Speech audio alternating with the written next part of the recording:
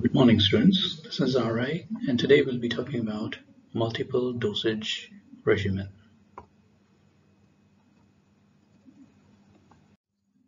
So we'll start with the dosage regimen. First, we'll take the definition. Dosage regimen is a manner in which a drug is taken. And when we say manner, it includes the dose of the drug which is to be taken, the frequency of its administration, and whether the drug is to be taken before or after food. Now, this dosage regimen could be of two types. First, you have the single dose regimen and you have the multiple dose regimen.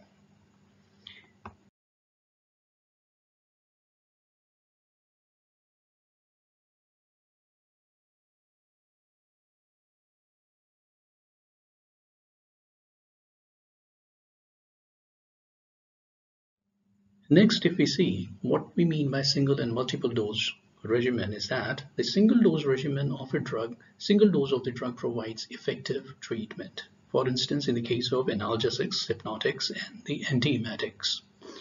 Like for instance, analgesics, suppose if you have a headache, you take just one single dose of the drug and the headache is gone. You do not have to take another drug. Hypnotics, that is agents which induce sleep. Okay, so you just take one single dose of a hypnotic, you fall asleep, and that's all. Okay, so it is just a single dose of the drug which provides effective treatment. But in case of multiple dosage regimen, the drug is taken repeatedly over a period of time. That will be in the case where the duration of the illness is longer. So this is the most general case in therapy, that is multiple dosage regimen. Now, if we take a look at the plasma drug concentration versus time profiles of a single dose and the multiple dose regimen. So how it will look like. So just if we see, this is what a single dose plasma drug concentration versus time profile looks like. That means you administer the dose here, the absorption takes place and reaches to a maximum plasma drug concentration, that is Cmax, and then the plasma drug concentration falls as elimination takes over. Okay, so this is in the case of a single dose regimen, that is you achieve a Cmax. Okay.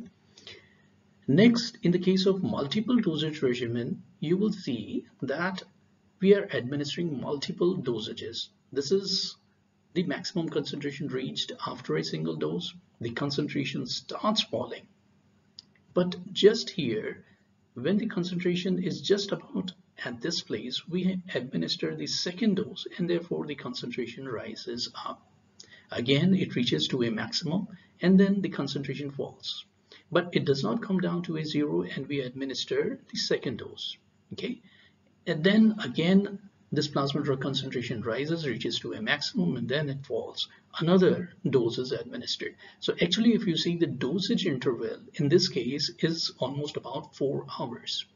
First, this dose is administered, then the second dose is administered after 4 hours. Again, after 4 hours, that is the dosing interval. Third dose is administered. Then after 4 hours, another dosage is administered. So you see, this is the concentration, maximum concentration that will be achieved after the second dose. This is the dose, third dose administered, the fourth, the fifth dose, the sixth dose administered, and then the seventh dose. Now, one peculiar thing that you will see is that the nomenclature, after a single dose, this peak concentration that you achieve is called as the Cmax, the maximal plasma drug concentration. Okay, but in this case of multiple dosage regimen, the maximal this plasma drug concentration that is received is called as the steady state plasma drug concentration, and this minimum, okay, this is the peak and this is the valley. You get a minimum plasma drug concentration, that is the steady state minimum concentration. Now, what is important is the steady state which is achieved.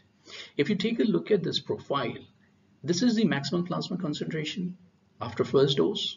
This is the maximum plasma drug concentration after the second dose. You see that there is an increase in the concentration. Then after administering the third dose, there is further an increase in the plasma drug concentration. Again, after the fourth dose, there is a slight increase in the plasma drug concentration. After the fifth, sixth, and the seventh dose, almost a steady state has been achieved. Okay, so that is why we call it as the steady state. And this is the steady state maximum, and this is the concentration steady state minimum. Okay, now in general, you know, of course, that any plasma drug concentration drug profile for a drug would have a minimum effective concentration and a toxic concentration. So just arbitrarily for this drug, suppose if the MEC is at about 8 or about 7.5 microgram per ml, that is the minimum effective concentration. And let us say the toxic concentration assigned to this drug is 25 microgram per ml. That means the drug will elicit a safe, okay, that is, it will not go above the toxic concentration, and the drug will elicit an effective response. That means the concentration would be above MEC. Okay, that means the therapeutic window for this drug is from about 8 microgram per ml to about 25 microgram per ml. Okay, so in this case of a single dose, this MEC just exceeds for just this period of time. But in case of multiple dosage regimen, once this steady state is achieved, okay, what is important in the multiple dosage regimens is this steady state. Okay, now this high concentration and the low concentration, this maximum and this minimum, is in between the MEC and the toxic concentration. This is important. Next, we come to a term what is called as the fluctuation. Okay, now in fluctuation, it is the ratio of C maximum to C minimum. It mainly depends upon the dosing frequency of the drug apart from other factors, but main factor is the dosing frequency of the drug influences fluctuation. Now what we mean by fluctuation is the ratio of the C max and C minimum. After each dose, you see there is a maximal concentration and a valley forms, okay, the minimal concentration. Now the ratio of the C maximum to C minimum at a steady state concentration is the fluctuation.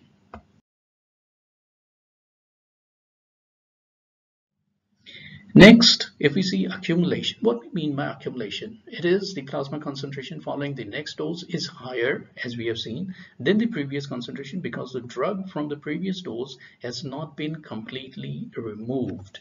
So what we mean is that this is the concentration, maximal concentration after the first dose.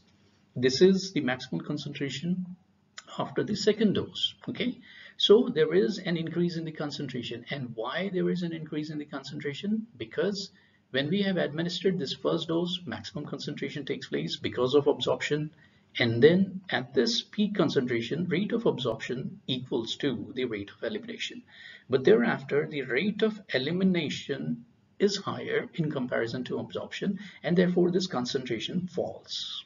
Okay, but actually we are administering the second dose before the first dose has been completely eliminated from the body.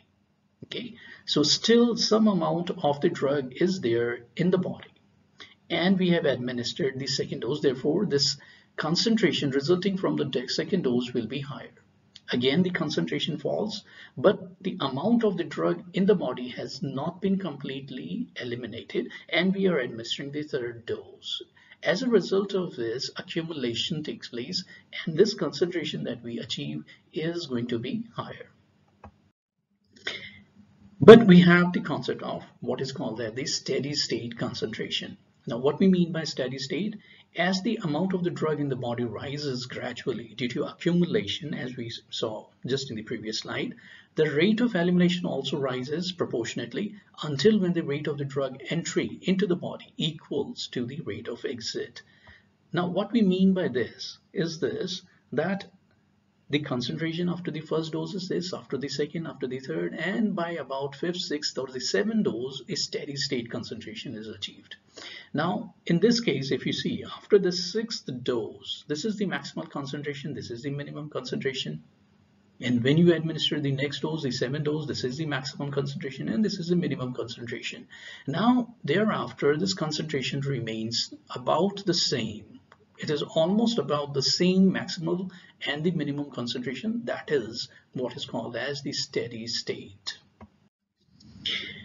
Now, this steady state concentration, depends upon the half-life of the drug. Now, this is more important. That is, the CSS depends only on one factor, that is half-life of the drug. CSS is independent of the dose size, it is independent of the dosing interval, it is independent of the number of doses administered. Now, when this steady state is achieved, it is achieved after 5 to 7 elimination half-lives of the drug. Okay.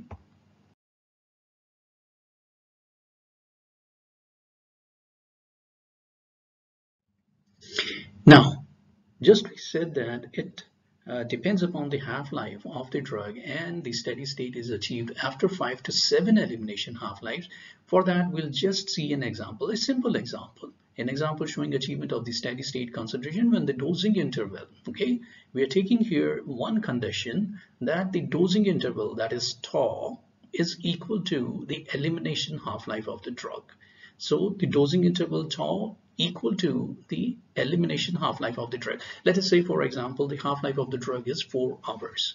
Then the dosing interval that we are fixing here, taking a case here, that the dosing interval is also 4 hours. That means the interval, the time interval between each of the individual doses would be 4 hours, which is equal to the elimination half-life of the drug.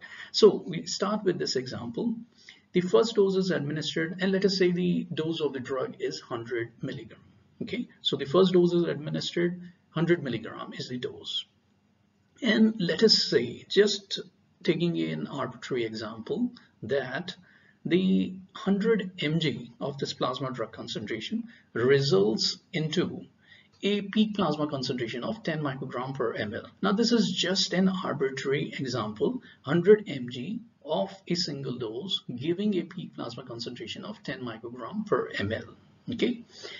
Now the second dose is administered, and when is that second dose administered? After 4 hours, which is equal to the elimination half-life of the drug. Okay, so 100 mg, that is the second dose is administered, but at this time, what is the total amount of the drug in the body? That is after 4 hours. That is when the second dose is administered. Now, keep in mind, half-life is the time in which 50% of the drug is eliminated from the body. That means first dose that we had administered was 100 mg. After 4 hours, 50 mg would be there remaining in the body from the first dose, because it is after 4 hours that we are administering this second dose. So the total amount of the drug in the body when we are administering the second dose is 100 plus 50, that is 150 milligram. And now again, just because this 100 mg gives you 10 microgram per ml, that is a peak concentration. So keeping in mind the linear kinetics, this 150 mg will result in a peak plasma concentration of 15 microgram per ml. Okay, so that is after first half-life. Now the third dose is administered. Okay, that is again after 4 hours, after 4 hours of administering the second dose. So this is the third dose, 100 mg, which is administered. And at this time, how much amount is there in the body? The total was 150 mg. That is 4 hours earlier. After 4 hours, how much would be there? 50% is eliminated, so 75 mg is there. Now the total is 175 milligram.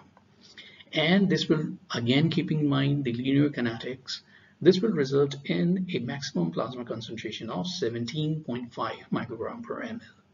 Likewise, the fourth dose is administered, that is 100 mg. The amount remaining from this previous dose is 87.5 microgram, 87.5 milligrams. So the total is 187.5, resulting in a plasma concentration of 18.75. Likewise, if you continue, you will see that by the time we are administering the 7th and the 8th dose, this amount that we are getting after 187, you get 193, about 196, about 198, and about 199. And this plasma concentration, okay, this peak concentration, if you see, is 19.68 here. This steady state maximum plasma concentration comes out to be about 19.84, 19.92. So almost an asymptote will be achieved. Okay, and this is achieved after about 5 to about 7 elimination half-lives. Now thereafter, whenever you administer another 100 mg, okay, and this almost is about 200 milligram. Okay, so in the next dose after 4 hours, about 100 mg will be remaining and 100 mg would be added as the next dose. So total would be about 200 mg, and you will be getting a peak concentration of 200 of about 20 microgram per ml. So after about 5 to 7 elimination half-lives, this steady state concentration is achieved. So this is a simple example giving you that why this steady state plasma drug concentration is achieved after 5 to 7 elimination half-lives. And keep in mind that this would be the case when the dosing interval is equal to the elimination half-life of the drug. And what is more important is that the steady state depends upon the elimination half-life of the drug. Now, just summing up, so what is a single dose regimen? Single dose regimen is used in cases where a single dose of the drug provides effective treatment, and the peak concentration that you get, that is the Cmax, is achieved. Multiple dosage regimen involves repeated administration of doses. Steady state concentration, that is CSS, is achieved. Accumulation means rise in the amount of the drug in the body on administration of subsequent dose, because drug from the previous dose has not been completely removed. Okay, fluctuation, the formula is Cmax by C minimum, and CSS is achieved after 5 to 7 elimination half-lives.